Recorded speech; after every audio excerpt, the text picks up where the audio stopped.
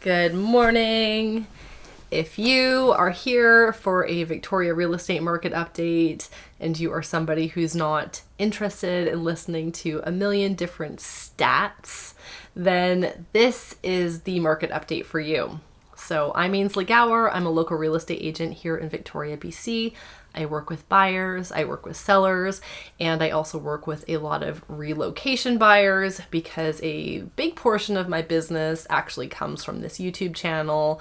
I help people move here, figure out what neighborhood they want to be in, and I feel very grateful to have the privilege of helping people make such a big decision into a new chapter of their lives here on Vancouver Island.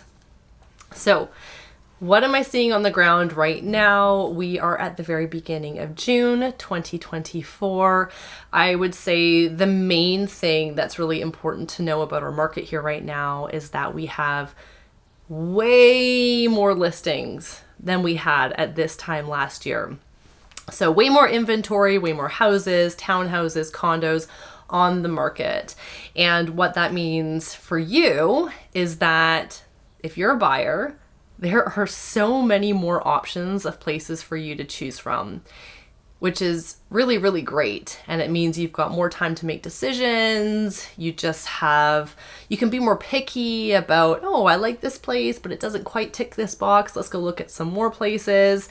Versus the last couple of years, there just really hasn't been a lot of options to choose from.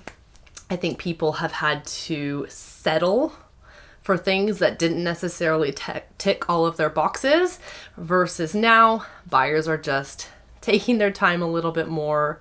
They're being a little bit more choosy about which property they decide to actually make an offer on.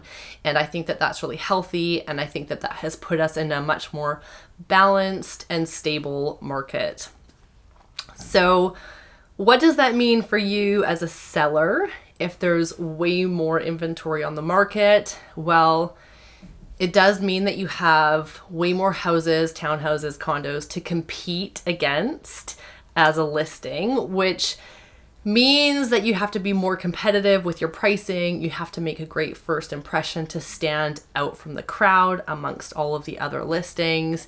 But I think at the end of the day, it's overall a very positive thing, because most sellers, not all, but most sellers here in Victoria are selling their house because they're downsizing to a condo, or they're selling their townhouse because they're upsizing to a house.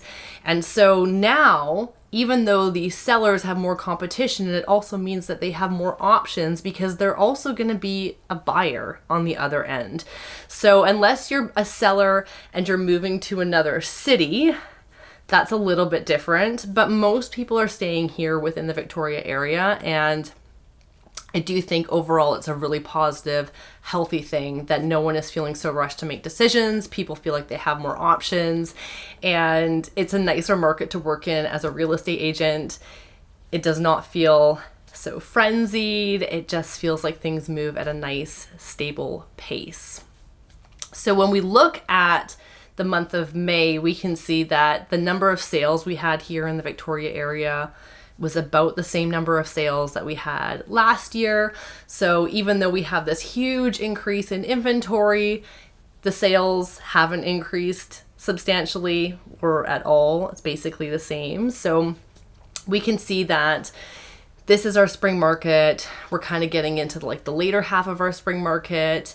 And this is typically when we see the most amount of buyers out shopping for houses. This is when we see the most amount of listings on the market typically, and the most amount of business happening. I do think that this year, we're going to see a little bit more activity in the late spring and potentially into the summer. And the thing that makes me think that is that yesterday the Bank of Canada did reduce their overnight rate by a quarter basis point. And this actually doesn't make basically any difference to homeowners or home buyers.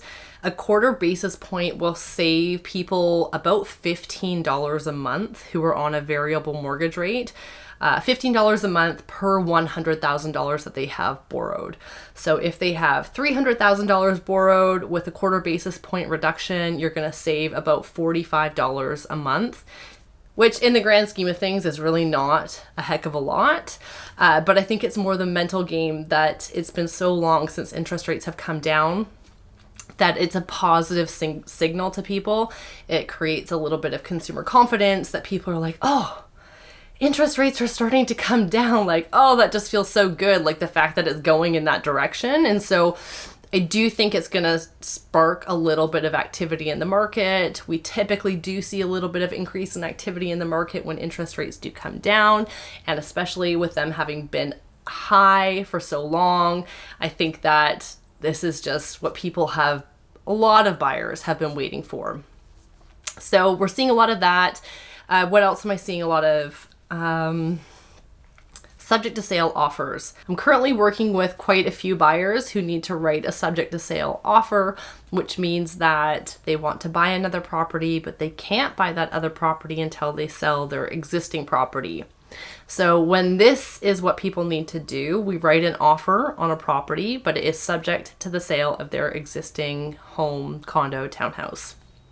Now, when I work with people that are trying to achieve this, we always want to get their property prepped, the one that they have to sell. We want to get it ready to go to market. We want to get photos done, floor plans, pull municipal documents, order strata documents if that's relevant, get all the repairs done, the home painted, everything like that. We want to have their house or condo, whatever it is they have to sell, we want to have that 100% ready to go to market, so that when they do find that property that they really love and want to write an offer on, if that offer gets accepted, we're able to then turn around and list their property the very next day.